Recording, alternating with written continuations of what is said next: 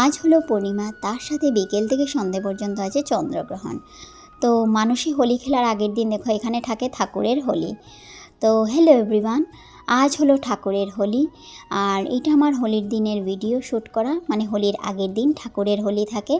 তো এখানে দেখো ঠাকুরকে হোলি দেওয়ার জন্য এখানে আমরা সবাই স্নান টান সেরে নিলাম। সাথে দেখো এখানে বিষ্ণু ঠাকুরকে, মানে তুলসী মাকে এখানে সুন্দর করে হোলির রং দিয়ে, যেভাবে আমরা মানুষে একে অপরকে হোলির রং দিই, ঠিক সেই রকমই আমরা বিষ্ণু ঠাকুরকে বা প্রত্যেক ঠাকুরকেই আমরা এভাবে রং দিয়ে সুন্দর করে সাজিয়ে নিলাম। আর ভরে ভরে ঠাকুরকে মন ভরে রং দিলাম। তো এখানে দেখো কত সুন্দর লাগছিল, বিষ্ণু ঠাকুরকে রং দিয়ে পুজো দিয়ে সবাই একে করে প্রণামও করে নিলাম।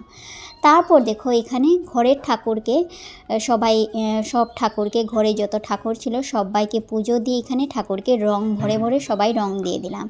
আর যেহেতু আজ পূর্ণিমা ছিল, তো তার জন্য এখানে দেখো মা নারায়ণকে পুজো দিয়েছে, নারায়ণ আর লক্ষ্মীকে।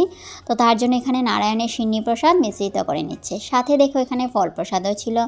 আর সবাই যেহেতু ঠাকুরকে হোলির রং দিয়েছি, তো তার জন্য এখানে দেখো ঠাকুরের এখন নারায়ণের সিন্নি প্রসাদও আমরা খেয়ে নিচ্ছি।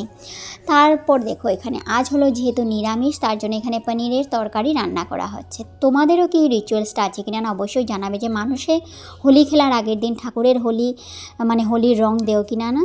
তো আমাদের এখানে এই রিচুয়ালসটা আছে, ঠাকুরকেও হোলির রং দেওয়া হয়। তো চলো আবারও দেখা হচ্ছে নতুন আরেকটা ভিডিওতে। ভিডিওটি কেমন লাগলো লাইক এবং কমেন্ট করে জানিও। বাই।